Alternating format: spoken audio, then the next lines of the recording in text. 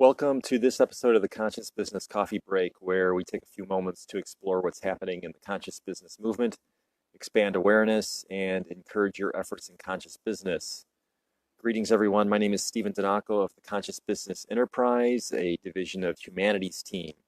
And today on the program, we're talking about the ethics of artificial intelligence in human-machine interactions.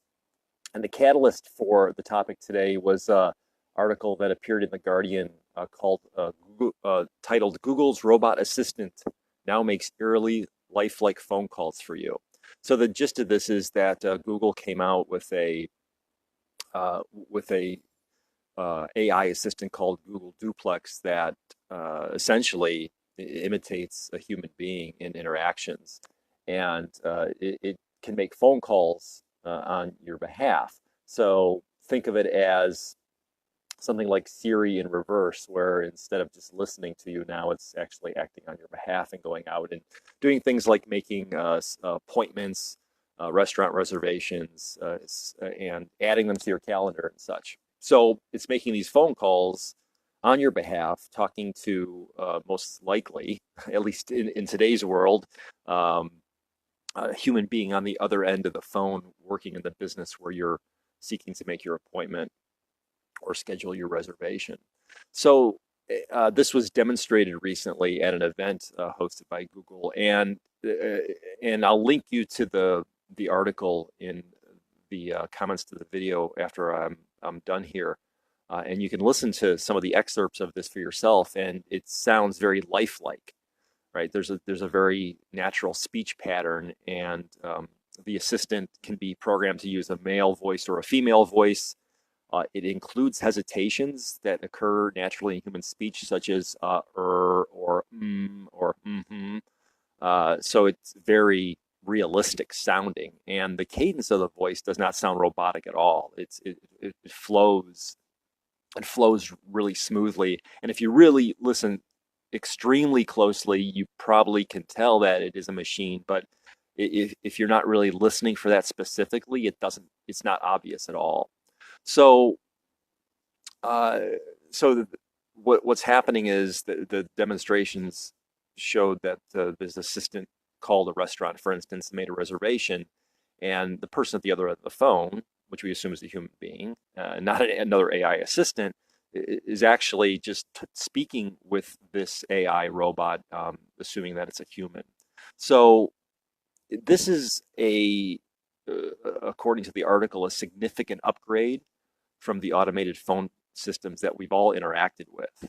And as if you've ever called, and all of us have, we've called a business, and we get a robotic voice that we interact with, and usually it's very frustrating because um, the you know that there's no empathy there, right? So that's the first thing. You're not talking to a human being, and then secondly, if it's if the robot asks you to say a number or say yes or no, depending on what your inquiry is.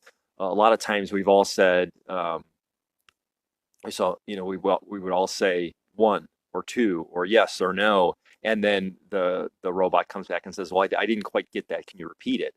And it becomes very frustrating to interact with that technology in its current state.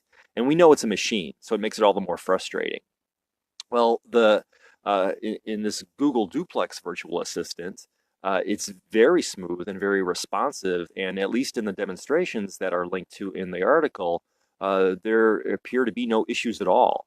And I was particularly amazed when the robot called a restaurant, which the person who had uh, was taking the reservation or answering the phone on the other end was not a native English speaker, and had an accent and did not have perfect English grammar, and yet the assistant was able to interact with that person really smoothly. So it's amazing to have heard it.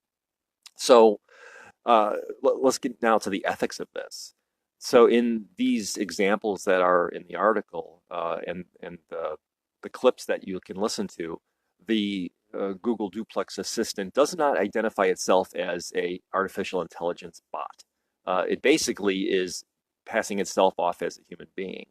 So Google's recognized that this is a potential issue, and that it's indicated that as this technology rolls out and becomes available, that it recognizes the importance for users to have a good, and I would assume ethical experience with this service. So Google says transparency is a key part of that. They quote, "We want to be clear about the intent of the call so businesses understand the context. We will be experimenting with the right approach over the coming months," unquote. So, as I said, many of us already interact with human-sounding AI bots, and we do it. It's more of a, I wouldn't say purely one way, but we understand what we're getting into with it. So, for instance, Siri or Google Assistant on our phones, we speak to them and we know right from the get-go that that's a machine. Alexa by Amazon is another one. So we understand that they're robots. We understand that they're machines, and they're voice activated. So when we speak to them, it's as if we are entering something on a keyboard. So it's the same kind of idea. We're fully aware that's not a human being, but that is a machine on the other end. So, and then ethically, we could say the concern is that we're unaware that they are listening when we are not speaking to them. So if there's an ethical issue with something like Siri or Alexa, it's that they're always listening, and so if we're not aware of it, they're still out there, and they're still monitoring the environment for our voice. And I'll give you a very brief example of this. Is somebody that I know who would pick up the phone and say, and it has a friend named Sherry. So she says, "Hi, Sherry," and then the phone all of a sudden would think it was saying, "Hi, Siri," and then respond and say, "What can I do for you?" Right. So she's talking to Sherry on the phone. Siri on the other device is picking up it as "Hello, hi, Siri," and there's that.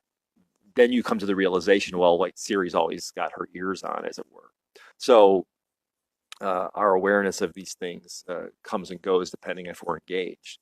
So the key, I would say, to evolving consciously, and looking now at this from a business perspective, the key to evolving consciously or ethically with this technology is, one, the transparency by business, right? So Google had indicated that they realize, at least right now, that transparency is important to them, that they want users to have a good experience. They want users to have a recognition that if they're talking to a very human-sounding artificial intelligence bot, that people are aware of it. So there's some sort of disclosure here that is being suggested in these interactions. So the transparency by business is one conscious way to evolve with the technology.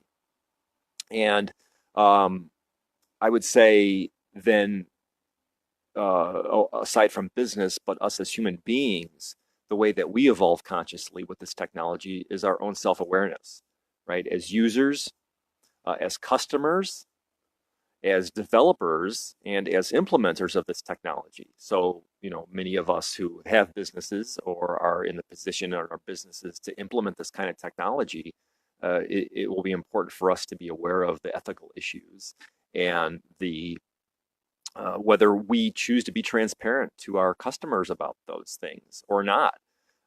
So there is this human element of ethics and of consciousness that doesn't exist in the AI world, right? So if we look at consciousness as being filled with life and being life affirmative, we have a responsibility as human beings to use our consciousness and to practice our consciousness. And that will lead to, I believe, to the ethical use of these kinds of tools. So I'm going to link to this article in the video, as I said, and then there's another article in The Guardian, which is a bit more of a harsh critique of this technology. It's also in The Guardian, and it's basically a little bit more of a fearful view of the impact, the potential impact of these technologies that are mimicking human beings. So look for that in the comments to the video once I get those put into the thread here, and we'll just continue to follow this This is something that's a new business tool that, uh, in a way, is an old business tool, but it's evolving into something new because it is imitating very faithfully more and more the human experience. So with that, we'll leave it there. Wish you all a great weekend, and then we'll see you next week, Wednesday at 9 a.m. U.S. Central for another edition of the Conscious Business Coffee Break. Have a good weekend, everyone.